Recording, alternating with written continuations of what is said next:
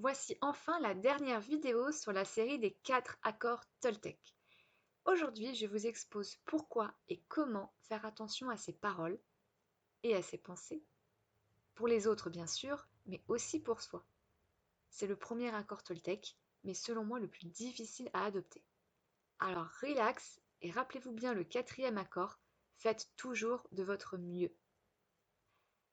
Pourquoi s'intéresser à la parole ? Prenons l'exemple d'une petite fille qui adore chanter, mais qui chante comme une casserole. À chaque fois qu'elle chante, sa mère rouspète. Ma fille, mais écoute-toi donc, c'est insupportable de t'entendre chanter aussi faux. Arrête ça tout de suite. Les jours passent, les semaines, les mois, et la mère répète ce commentaire. À coup sûr, la fille cessera de chanter, aura honte de ses capacités vocales et à l'âge adulte n'osera même plus. Ainsi, la parole peut marquer profondément, blesser, voire créer des blocages. Et la répétition d'une parole peut conditionner. On se conforme alors à l'étiquette donnée, qu'elle soit correcte ou non. Certes, la mère avait peut-être raison, la fille chantait faux, mais elle pouvait choisir une toute autre réaction et entendre le plaisir de chanter de sa fille, lui faire gentiment remarquer qu'elle chantait faux, mais qu'elle pouvait apprendre en prenant des cours si ça lui tenait tellement à cœur.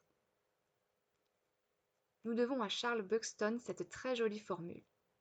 Ne jamais couper avec un couteau ce que l'on peut couper avec une cuillère. C'est-à-dire tout simplement mettre les formes. Impeccable, ça veut dire quoi ? Alors qu'est-ce qu'une parole impeccable ? Une parole en mode cuillère ? Eh bien, comme dans l'exemple précédent, la critique peut être constructive, inciter à progresser. On peut valoriser les progrès, les efforts, les résultats, par des compliments et des encouragements. Cela requiert bien sûr de voir le verre à moitié plein chez l'autre. Nous devons nous attacher à éviter le jugement autant que possible, et plutôt se mettre à la place d'autrui. Comment réagirais-je à sa place ? Qu'est-ce que je sais de sa situation ? Je ne suis pas dans ses baskets ni dans sa propre vie pour le juger. Faire preuve d'objectivité. Ainsi, nous devons taire une rumeur et tout ce dont nous ne sommes pas certains. Tenir nos promesses. Mon astuce est de ne promettre que ce que l'on est sûr de pouvoir faire. Il s'agit donc de bien réfléchir en amont à ce que l'on peut raisonnablement promettre ou non dans le contexte actuel. Et si les circonstances changent et nous en empêchent, s'excuser bien sûr. Reconnaître ses erreurs et assumer sa responsabilité. Et enfin, penser ce que l'on dit, mais pas toujours dire tout ce que l'on pense. Et la pensée dans tout ça ? Avant de parler, je pense. Ma parole commence par des pensées. Alors si je pense souvent à l'égard de l'autre en mode jugement, critique, etc., je finirai par le verbaliser à un moment. C'est pourquoi avoir une parole impeccable requiert aussi d'observer à la loupe ses pensées. Et la pensée sur soi-même aussi. Dites-moi, comment est votre dialogue intérieur avec vous-même ? Peut-être gagnerait-il à être un peu plus bienveillant ? On y reviendra à la fin de cette vidéo. Comment faire ? Nous pouvons utiliser l'image des 3 tamis de Socrate. Après avoir pensé et avant de parler, je peux me poser ces 3 questions sur ce que je viens de penser. Est-ce positif ? Est-ce vrai ? Est-ce utile ?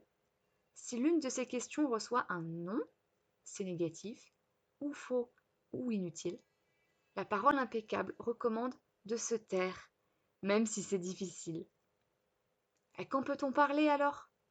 Eh bien seulement si les 3 questions reçoivent un oui, ce que j'ai à communiquer est positif, vrai et utile à autrui. Je vous ai donné pas mal de pistes sur la parole impeccable. Je reconnais que cela fait beaucoup à suivre. Concrètement, vous pouvez choisir un de ces aspects et vous entraîner à le cultiver, puis passer au second lorsque le premier est devenu plus habituel et moins énergivore. Et avec soi-même ? Eh bien, avec moi-même, je peux m'entraîner à voir la situation pour laquelle je me critique du point de vue d'un ami, de ma mère, de mon conjoint. Qu'est-ce que j'aimerais qu'il ou elle me dise ? Ou inversement, si ma situation était celle d'un ami, de ma mère, de mon conjoint, qu'est-ce que moi je lui dirais ? Essayez et vous verrez, les réponses seront très différentes. Il y a fort à parier que la réponse d'un proche ou à un proche sera empreinte de beaucoup plus de bienveillance que votre propre voix intérieure. Dernières astuces pour que votre parole soit impeccable.